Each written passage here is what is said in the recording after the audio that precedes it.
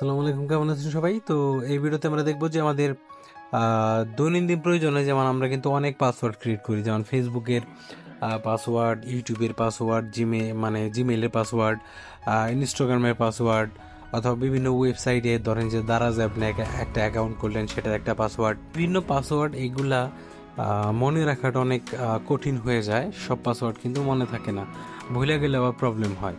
তো আপনি সহজ একটা উপায় বলে দেবো যে কীভাবে আপনি এই পাসওয়ার্ডগুলো আপনি আপনার ক্রোম ব্রাউজারে সেভ করে রাখতে পারেন। ক্রোম ব্রাউজারে সেভ করার জন্য আপনি মোবাইল থেকেও করতে পারবেন, কম্পিউটার থেকে করতে পারবেন সেমভাবে।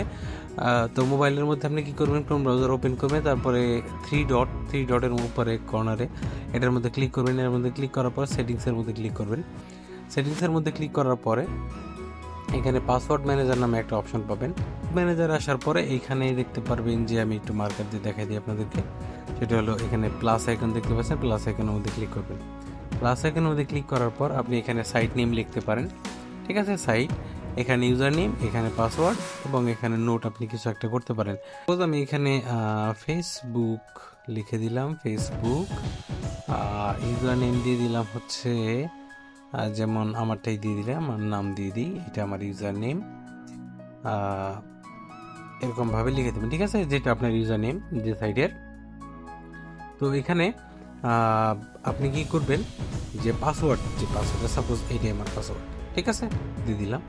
তো এটা আমার পাসওয়ার্ড। এখানে নোটের জায়গায় আপনি কিছু একটা লিখতে পারেন, আপনার ইচ্ছা।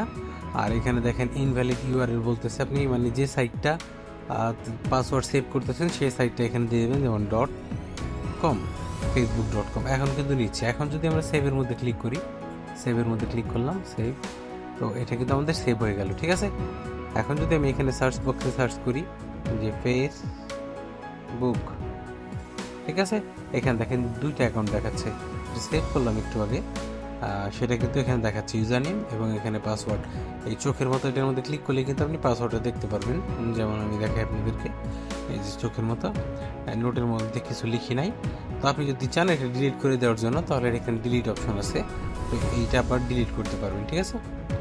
তো এইভাবে কিন্তু আপনি চাইলে আপনার সকল পাসওয়ার্ড মনে রাখার জন্য আপনার যে জিমেইল দিয়ে সাইন ইন করতে হবে প্রথমে আপনার গুগল ক্রোমের মধ্যে, তারপরে এইভাবে কিন্তু পাসওয়ার্ড অ্যাড করলে আপনি কোনোদিন পাসওয়ার্ড হারাবে না। এবং আপনার যে ওই জিমেইলটা যদি আপনার মনে রাখতে পারেন, জিমেইল এবং জিমেইলের পাসওয়ার্ডটা, তাহলে সারা জীবন কিন্তু আপনার এই পাসওয়ার্ডগুলো সেভ থেকে যাবে। এবং